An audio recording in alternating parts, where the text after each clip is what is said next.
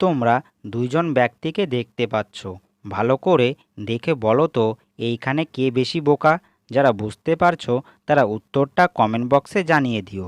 আর যারা বুঝতে পারছো না তাদের সময় এখন থেকেই শুরু।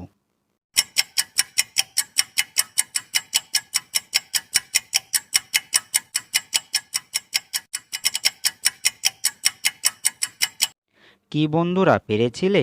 যারা যারা পেরেছো তারা খুবই বুদ্ধিমান। আর যারা যারা পারোনি তাদেরকে আমি বলে দিই, বন্ধুরা এইখানে থাকা নম্বর ব্যক্তি বেশি বিপদে রয়েছে। কারণ তোমরা একটু লক্ষ্য করলে দেখতে পাবে নম্বর ব্যক্তি যেই কাঠের উপরে দাঁড়িয়ে রয়েছে তার সামনে একটি লোক দাঁড়িয়ে রয়েছে। আর নম্বর ব্যক্তি তার সামনের লোকটিকে কাঠের উপর থেকে নিচে ফেলার চেষ্টা করছে। আর নম্বর ব্যক্তি তাকে ফেলে দিলে সে নিজেও পড়ে যাবে। তাই এইখানে থাকা নম্বর ব্যক্তি বেশি বোকা।